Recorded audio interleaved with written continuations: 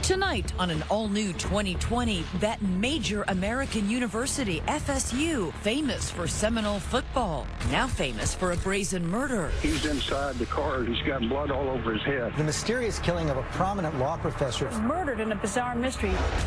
Dan Markel, father, husband, criminal law expert, staked out and gunned down in his garage. Okay, is there a killer on the loose?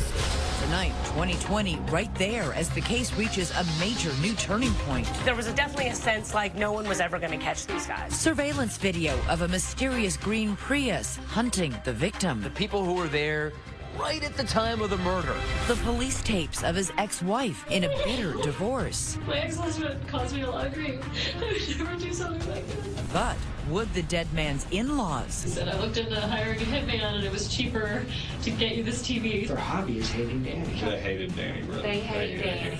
Tonight, the play-by-play investigation connecting low-life hoods, Allegedly murdering a law professor. high-life dentists, I am a periodontist. and the hidden camera undercover sting never before seen. Listen. It's scary. No, don't be scared. Murdering over a divorce dispute? What's a good reason to commit murder? If this was a Coen Brothers movie, that would be an unbelievable plot. In-laws and outlaws. Good evening. I'm David Muir. And I'm Elizabeth Vargas. Right here tonight, what police say could be a game changer in a shocking murder investigation. The gunning down of a father and prominent FSU professor. A murder as twisted as anything he might have taught in one of his very own criminal law classes. This is all happening right now with the trial just weeks away, the clock ticking for police to close the net around other possible suspects. And you will see it all right here tonight. The new surveillance video and 2020's own confrontation with the key suspect just in the last 24 hours. We're now sorting out the outlaws from the in-laws. And here's Matt Gutman. The last morning of Professor Dan Markel's life is a glorious Sunshine State Friday.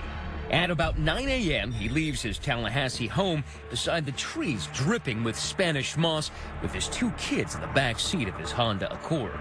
Takes his children, two young boys, to the creative preschool on Tharp Street. Drops them off. He drives about another 15 minutes to Premier Gym, sort of on the north side of town. 11 a.m. After his workout, Markel drives back home and is headed up the driveway when his cell phone rings. Markel starts a conversation, one he will never finish. He tells the man on the phone, oh, hold on, there's someone unfamiliar in my driveway. And as the man is on the phone, he hears some exchange, then he hears a muffle, a sound, a grunt, and he never hears Dan Markel again. Somebody had walked up to Markel and shot him twice in the head. This was something really strange and was going to be a really big story. If Markel's life flashed before his eyes on that hot Florida morning, it might have looked something like this. The precocious son of a prominent Toronto family, Markel earned degrees from Harvard and Cambridge before landing a job as a criminal law professor at Florida State University. He's extraordinary. He was a gifted young man. Gifted. Donald Wider, former dean of the FSU Law School, says the intense and driven Markel was a superstar. Our second speaker is Dan Markel. A renowned scholar who commanded attention at prestigious legal seminars around the country. But the sentencing issue is distinct from the criminalization question. In the classroom, Markel was regarded as a tough but fair taskmaster. Dan was demanding of himself and of others. He was always exhorting people to do their best, to think independently, to think critically. And hopefully this will evoke some conversation. Thanks. Markel also found success on the domestic front when he met a University of Miami law student 7 years his junior named Wendy Adelson. Adelson was raised among the soaring palm trees and beaches of sunny South Florida. Her well-heeled family operated a lucrative dentistry clinic named the Adelson Institute near Fort Lauderdale, where Father Harvey and brother Charlie, I am a periodontist and owner, handled the drilling and filling, and her mother Donna coordinated patient care. Attorney Michael Weinstein has known the family since childhood. Harvey opened up his dental practice 40 years ago in Tamarack, Florida, and he's been a pillar of the dental community doing a great job for patients for the past 40 years. Tell me about Wendy. What is she like? Wendy is an incredibly bright, incredibly intelligent individual. While Wendy Adelson was a serious and committed law student, her best friend, Tova Walsh, says she was more free-spirited and quirky than her straight-laced boyfriend. Welcome to The Weakest Link. Wendy. Once appearing on that old quiz show, The Weakest Link. When I was little, I wanted to be a giraffe. Is there anything else you've ever dreamed of? Well, I was in the circus for a while as a contortionist. Wendy is just, fun and full of joy. She's a lovely person who has just boundless enthusiasm and energy and sense of humor. After a whirlwind courtship, Markel and Adelson announced their February 2006 wedding in the New York Times. Friends and family gathered at this synagogue in Boca Raton, Florida, for the ceremony.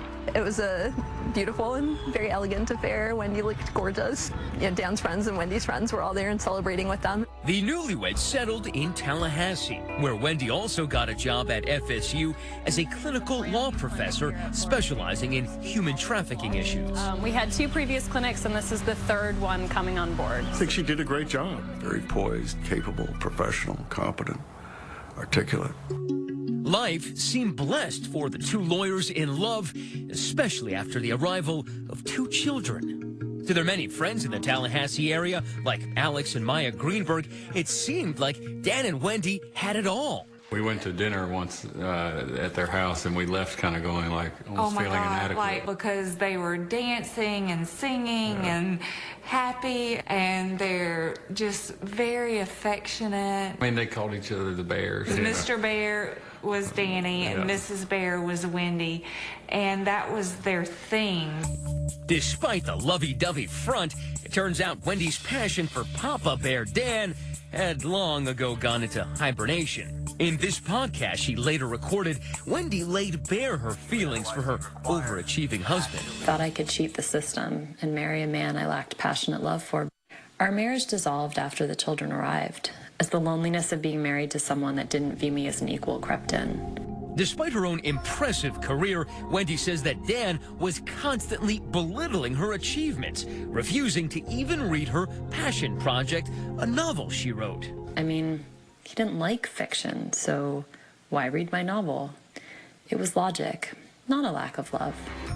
Then, in September 2012, after a business trip, Markel returns to Tallahassee to find a most extreme home makeover. Much of the furniture and belongings gone. The kids also gone. One of the few things Wendy did leave behind, a crib mattress on the floor with divorce papers on top. New York law professor Ethan Lieb was a close friend of Markel. This was quite stunning to him. Even in his wildest imagination, he doesn't think that this is going to happen, and he doesn't think this is going to happen this quickly. Dan tried to reconcile with Wendy, but then the former contortionist added this new twist. A motion to move the kids 450 miles away to her parents' home in South Florida. And that was a turning point. I think that flipped the switch in it, because then he felt like, okay, I need to fight for me now. I think he went from, at that point, frustration to a little bit angry.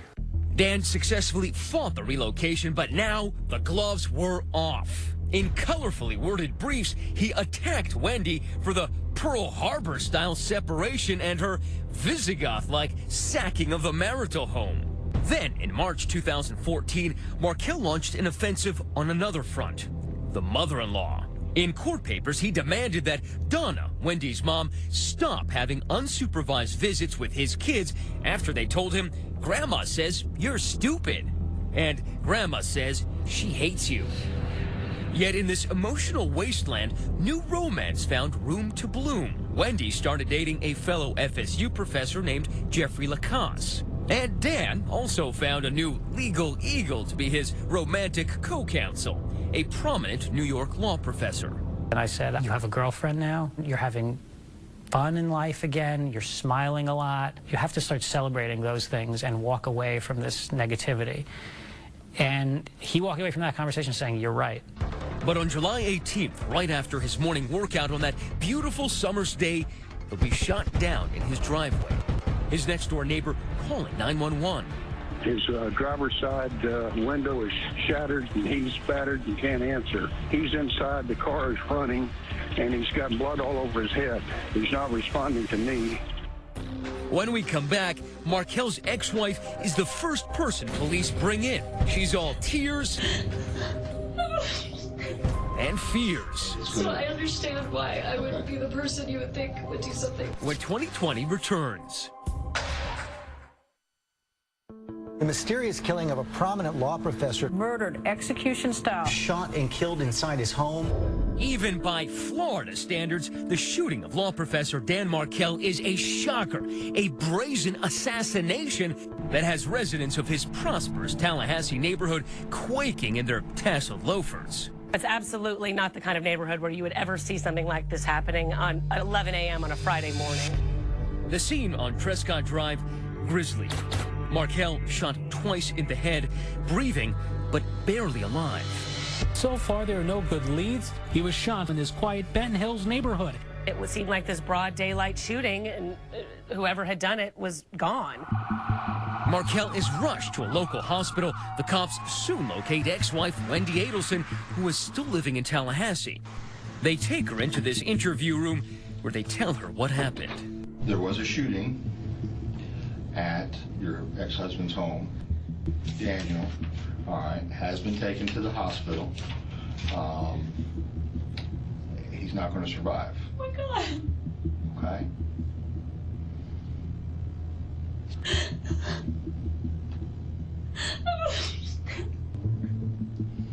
What happened? Well, as the initial shock subsides, her thoughts turn to their children. Which really scares me because it means there's someone out there that's willing to do this to him, and I'm scared for the kids. Maybe she should be scared for herself. Cops take a hard look at her as a possible suspect. She is the ex-wife, after all. Snapping a photo, swabbing her hands for evidence of gunshot residue. Can I have your phone now? Taking her cell phone, turning her minivan inside out. My ex-husband caused me a lot of grief. I would never do something like that. I know.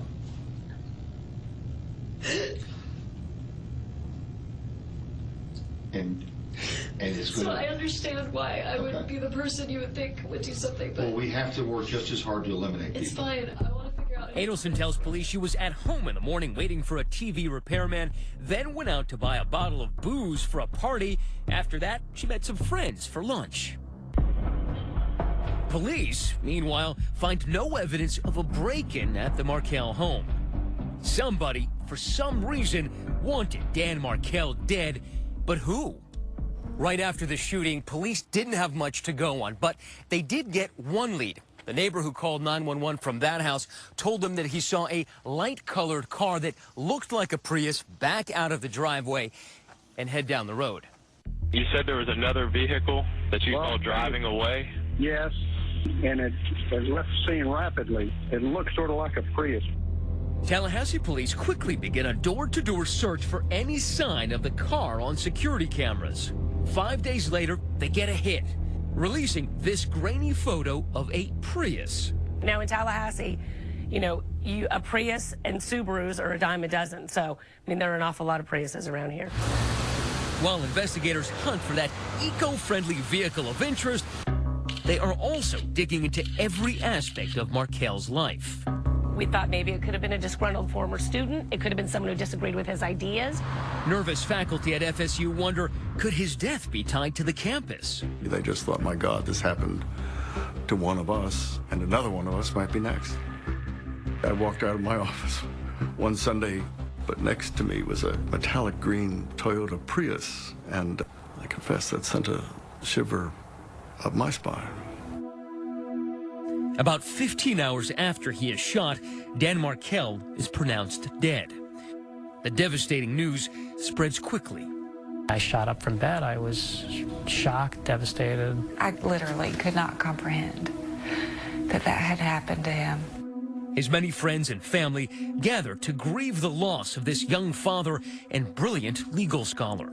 Because Dan directly touched so many people, it was extremely painful. Okay. Do you know anybody that would have a beef against your ex-husband?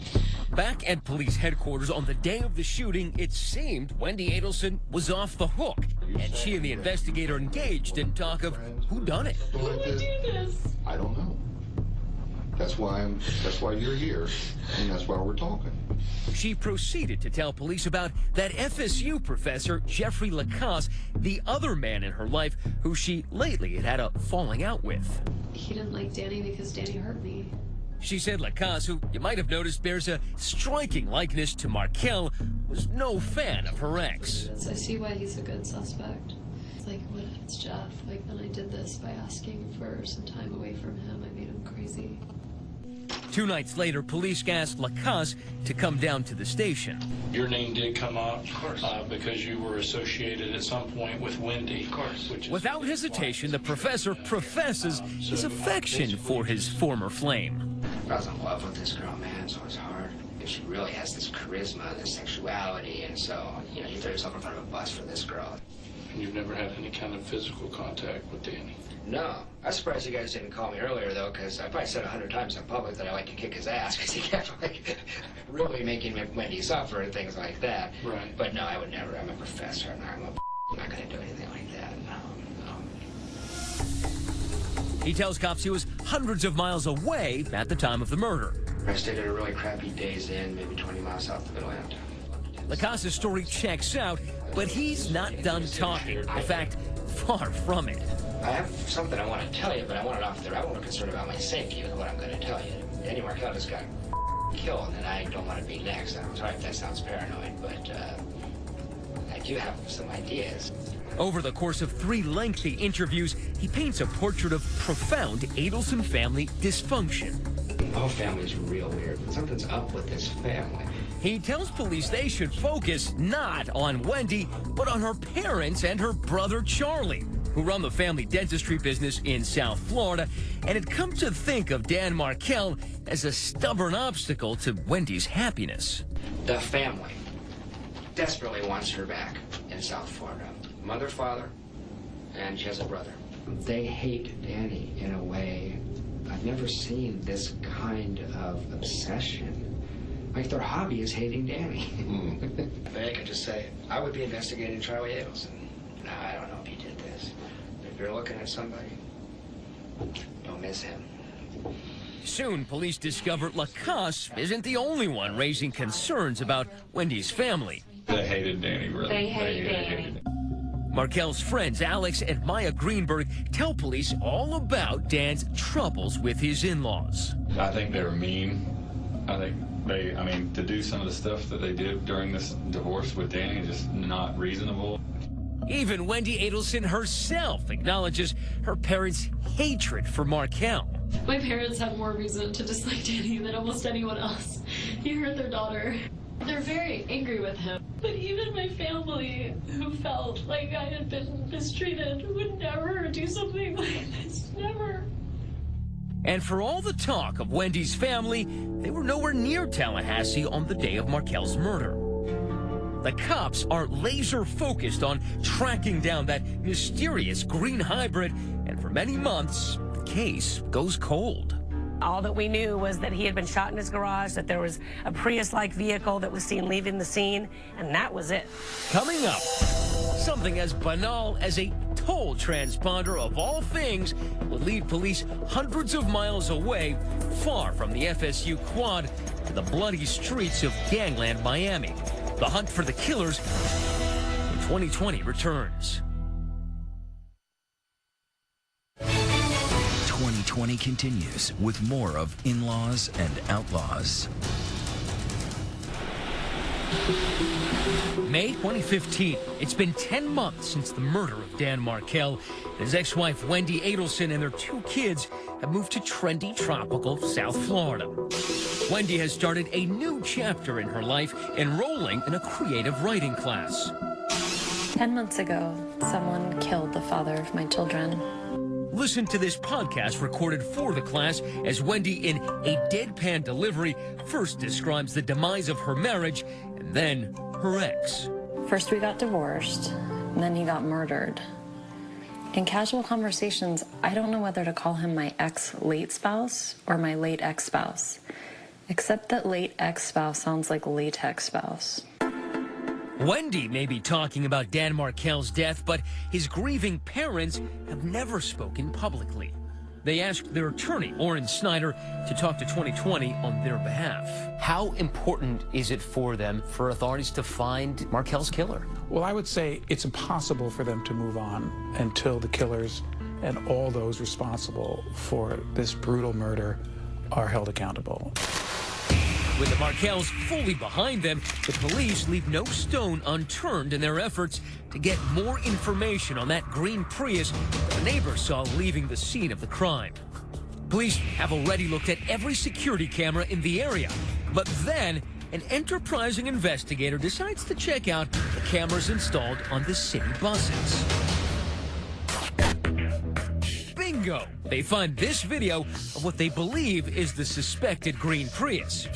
Although you can't see the driver or read the license plate, police do have one tiny clue. Seen in the windshield of the Prius is a toll transponder. It's a strong indication that the killers weren't from Tallahassee because there are so few toll roads surrounding the city. Police then pull the toll records for all of the Priuses heading into the Tallahassee area around the time of the murder. When police pulled those toll records, it led them here to this hole-in-the-wall rental agency here in Miami that rents mostly hybrids. Now, inside, a contract was signed leading police to the men who rented that green Prius. Here's the eureka moment, the rental agreement. It shows the Prius was rented by a man named Luis Rivera.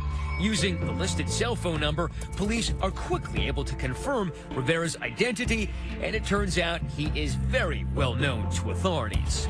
Police say Rivera is a leader in the notorious Latin Kings gang. Latin King organization are a very serious threat to the community. They have been known for armed robberies, homicides, home invasions, carjackings. This undercover detective with the Broward County Sheriff's Office has to keep his identity disguised. This is a very tough neighborhood. As you can see, it's one way in, one way out. He took us into the heart of Rivera's stomping grounds, where he was known by the moniker King Tato. He was the first crown, which is the leader for the North Miami Beach chapter of the Latin Kings. Of course, he'd be the main one giving the orders out, knowing everything exactly that's going on.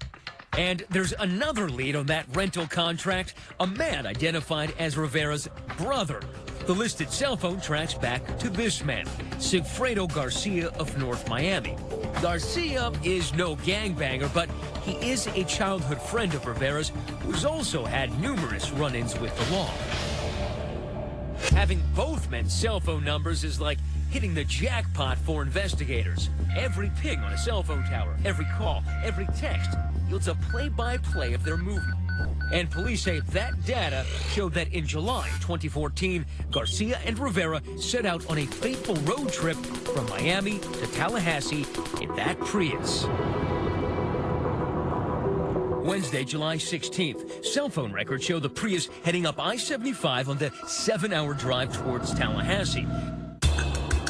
They hit Tallahassee after midnight and check into this motel. Friday morning, July 18th, cell phone tower records place Garcia and Rivera here in the vicinity of the Premier Health and Fitness Center. Surveillance cameras capture Dan Markel arriving at the fitness center in his black Honda. Now, watch as this Prius enters the parking lot. The cops say it's the same one rented by Garcia and Rivera. Markel is then seen entering the center. Meanwhile, outside, cameras show the Prius suspiciously moving around to different parking spots. Later, Markel is seen driving away from the center. Watch closely as that same Prius follows him out. 10:44 a.m. This city bus camera captures Markel's Honda as he drives home. Seconds later, we see his unwelcome shadow, that green Prius. Markel is shot in his driveway at around 11 a.m. Police say that shortly after that, another bus camera shows the Prius driving the opposite direction away from the house. Later that same night, Garcia and Rivera are back in Miami, spotted by a security camera in that Prius withdrawing money at this ATM. I mean, there is a sense about this case that they're not really trying that hard to cover their tracks. They're just going about their business pretty openly. Convinced they have their suspects nailed dead to rights, police charge Rivera and Garcia for Dan Markel's murder. One of the men accused of killing FSU law professor Dan Markel is now behind bars. So what are two Miami criminals doing up here 400 miles away, allegedly murdering a law professor? It didn't seem to make sense, did it? No, it didn't. So what is the connect? There's got to be a connection between Dan Markel and these two guys. What is that connection? Well, perhaps that connection isn't a what, it's a who. Coming up, is this mystery woman at the center of a web stretching from gangland Miami to the lecture hall to a luxury dental clinic? And did someone give her an eye-opening payoff to help orchestrate murder? Was plastic surgery, breast augmentation part of her compensation? When 2020 returns.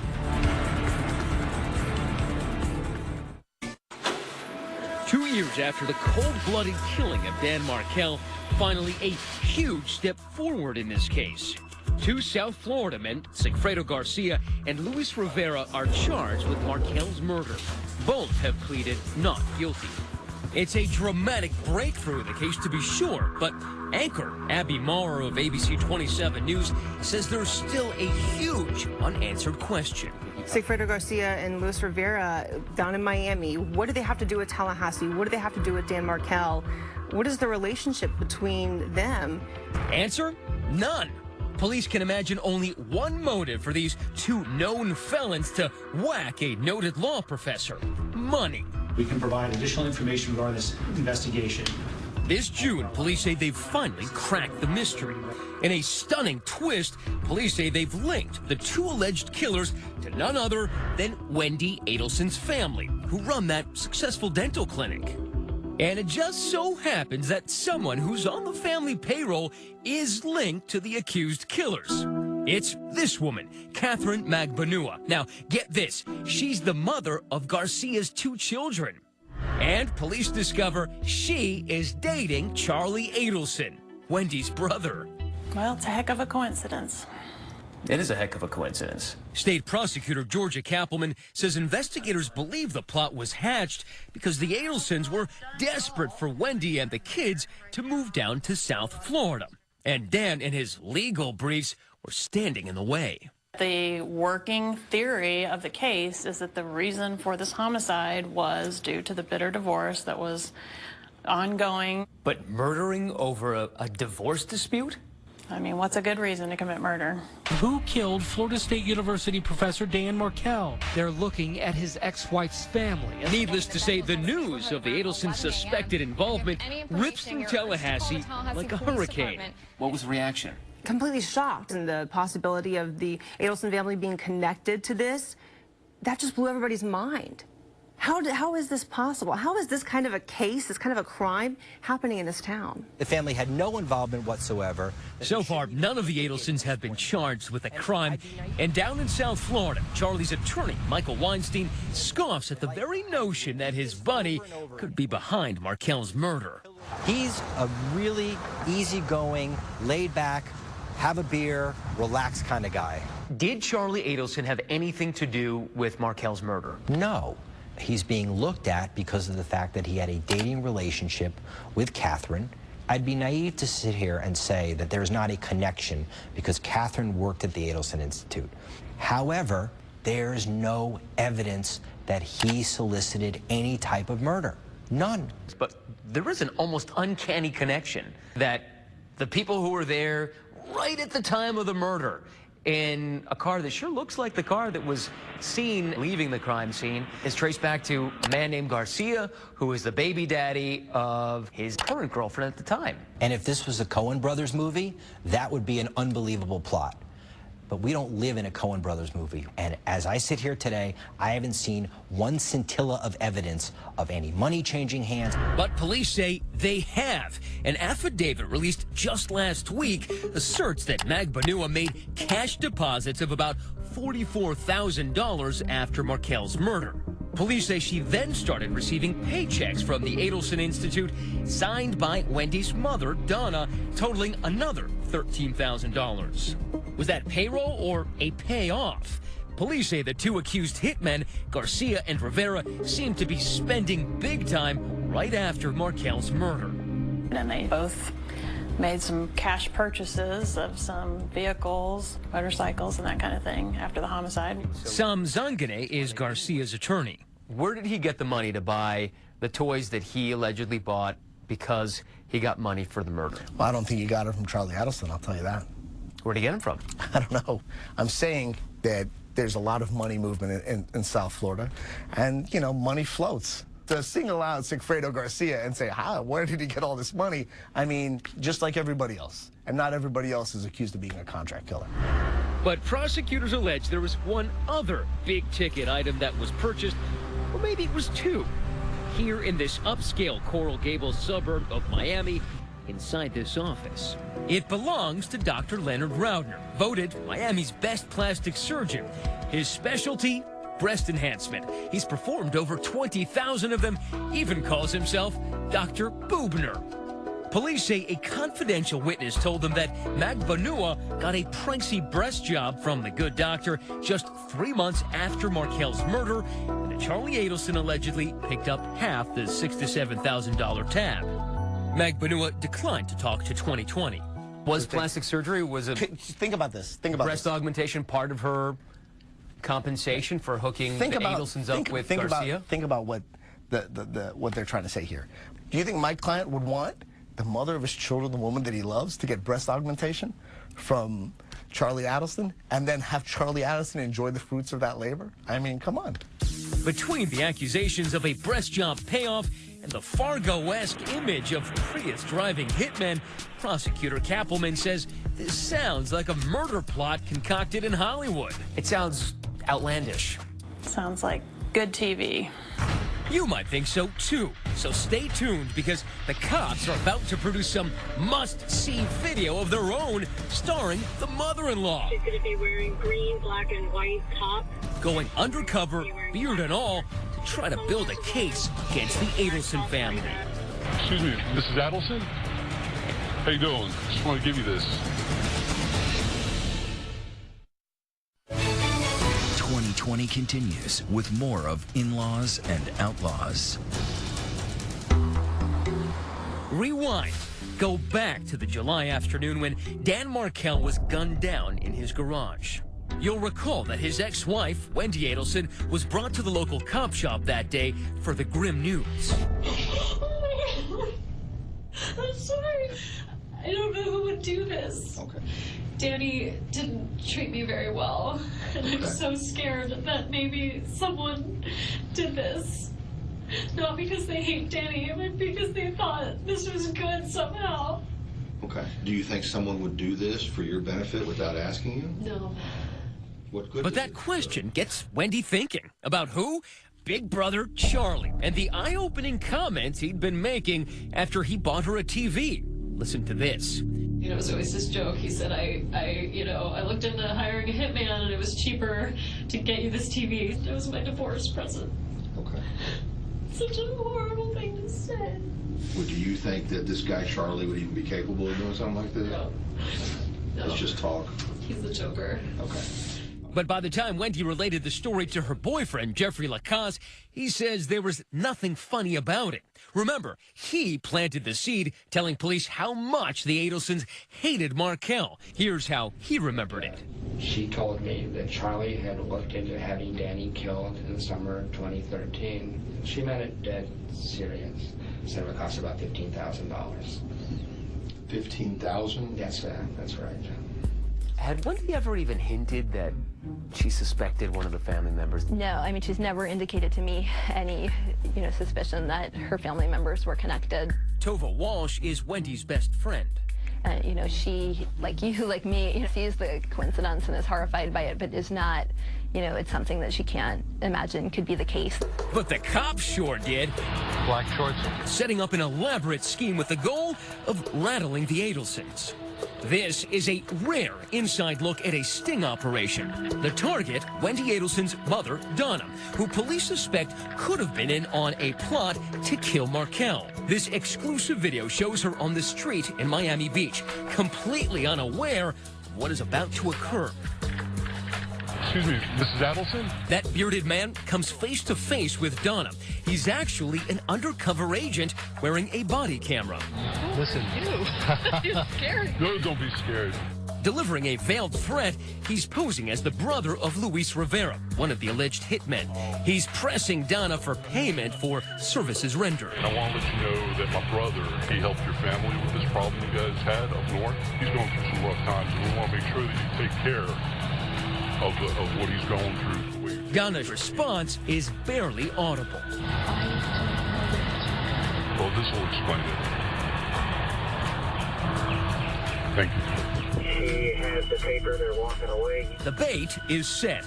Inside that envelope, police say, is a press release about Dan Markel's murder, a phone number, and a demand for $5,000. But was Donna hooked? You see, broke contact. He's heading away. She's crossing the street.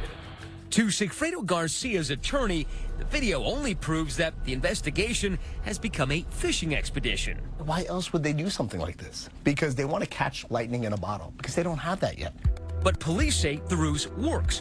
The sidewalk squeeze sets off a flurry of jittery phone calls and conversations between the Adelsons, 𝐻𝐬, and the alleged hitman, 𝐎𝐮 Garcia, all secretly recorded by law enforcement. They discussed paying the money, but never do. According to police documents, Charlie considered something else, getting the mysterious messenger out of the picture permanently, allegedly telling Catherine, you better kill him because he's going to be a big problem. If you can't do it, I'll have someone else do it. Will all this be enough for police to finally pin charges on the Adelsons? And are they headed from the penthouse to the big house? Stay with us. Black and white top. For police, the undercover sting in April was the icing on the cake in their 2-year quest to bring those behind Dan Markel's murder to justice. We want to make sure that you take care of what he's going through.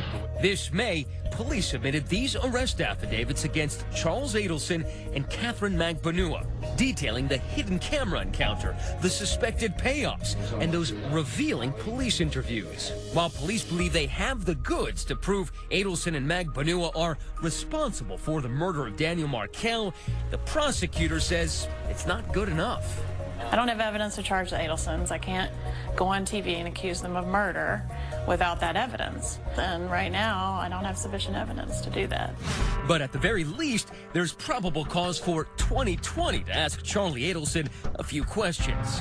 Dr. Adelson, were you involved in a plot to kill Dan Markel? Before the shooting, did you ever discuss hiring a hitman? Adelson let the back of his $100,000 Mercedes do the talking. Attorneys for him and his parents have said the accusations are nothing more than fanciful fiction. Dan Markel was gunned down inside. Apart from the drama, it's critical to remember that there are 2 young children caught up in the middle of this tragedy. In Wendy's podcast, she talked about how happy they are to be close to the Adelson family. My children are thriving and happy. However it happened, it seems the Adelsons got pretty much what they wanted. Wendy and the kids now united with the rest of the family down in South Florida.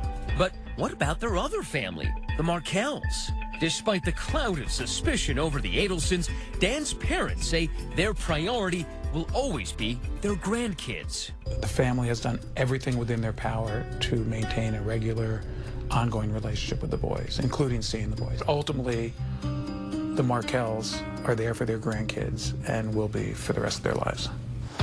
But to rub salt in an open wound, police reveal that Wendy's had the children's surnames changed from Markel to Adelson. She said she did this to protect them from media reports. That may have been the final insult to the memory of a man who treasured his kids above all else. He would not want to miss a second of his boy's life. And for him not to be here, I think, is just the worst thing that could have ever happened to him. A waste of a life, a waste of a brilliant person, waste of a 2 children's father that's not going to be around anymore. Oh, maybe those friends will get some closure as this case finally goes to trial. And tonight, an official source tells us that Luis Rivera is cooperating and negotiating a plea deal with the hope his testimony could bring indictments against others. Of course, we'll stay on this case. And another story worth noting tonight on our 2020 digital series, Young and Gifted. A very inspiring teenager, blind and autistic, but using his music and his heart to teach others that nothing is impossible. That's at abcnews.com. In the meantime, thanks for watching tonight. I'm David Muir. And I'm Elizabeth Vargas. For all of us here at 2020 and ABC News, good night and have a great weekend.